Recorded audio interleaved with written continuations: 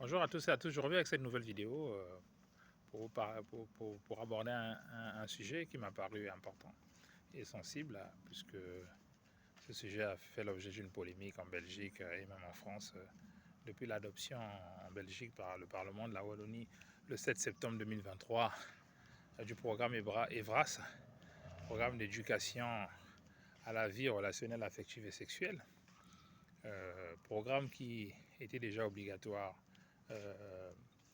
dès 11 ans en Belgique, dans les établissements scolaires, mais que les établissements scolaires n'appliquaient pas faute de moyens. Et désormais, ce décret adopté relatif à ce programme le 7 septembre 2023 a suscité de vives tensions en Belgique, où des écoles ont même été incendiées pour dire non à ce programme.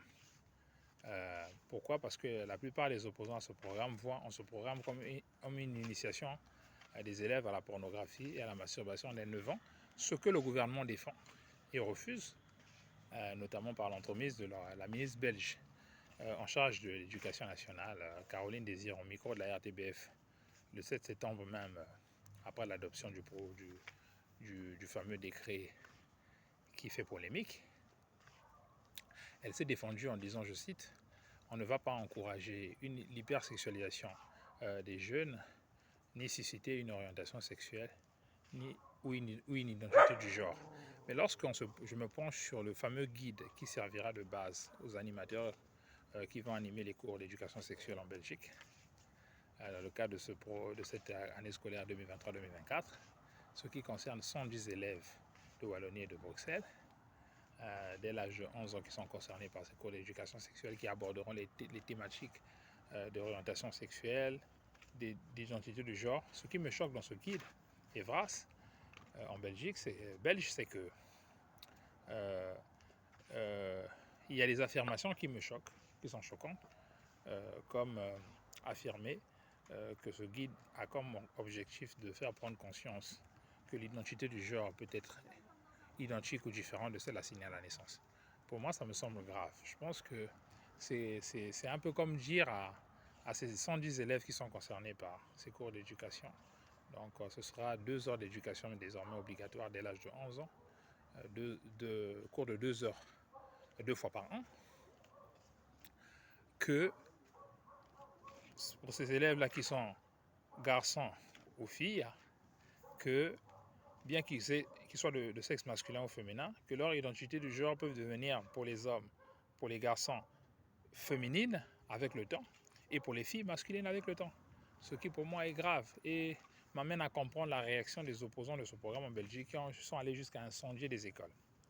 Ce que je ne tolère pas, mais je comprends au vu des affirmations qui sont faites dans ce guide. Par contre, pour ce qui est le cas de la France, l'éducation sexuelle en France s'appuie sur une circulaire, la circulaire de 2018-111,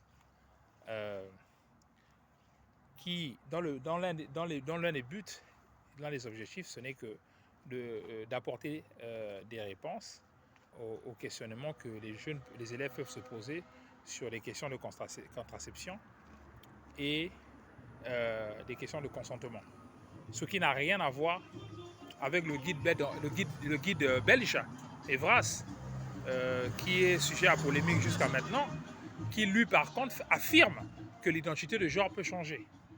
Dans le guide français d'accompagnement à la vie relationnelle, affective et sexuelle, il n'est pas fait mention de telles affirmations. Et donc je crois que pour moi, pour le cas de la France, il n'y a pas à s'alarmer. Et par contre, j'aimerais simplement inviter les parents, dont les enfants sont scolarisés en France, à ne pas s'attacher aux fausses informations qui peuvent circuler sur les réseaux sociaux de la part de personnes dont le but n'est parfois autre que de s'attirer des vues, de rechercher de la visibilité sur Internet et qui pour des raisons de visibilité, sont prêts à colporter des informations qui peuvent nuire à la paix et à la cohésion sociale. Parce que beaucoup de parents en France ont cru que le guide Evras de la Belgique, qui bénéficie désormais d'un décret depuis le 7 septembre adopté par le Parlement de Wallonie, va également s'élargir en France. ce qui n'est pas pour l'instant le cas si je m'en tiens au site officiel du ministère de l'Éducation nationale. Donc il n'est donc pas à s'alarmer pour l'instant dans le cas de la France, mais l'appel est vraiment à la vigilance parce que ce qui s'est fait en Belgique peut s'élargir également dans d'autres pays. Voilà pour ce que je voulais partager aujourd'hui à travers cette vidéo. Je souhaite à tous un bon week-end et à plus tard. On se retrouve d'ici là dans une prochaine vidéo. Au revoir.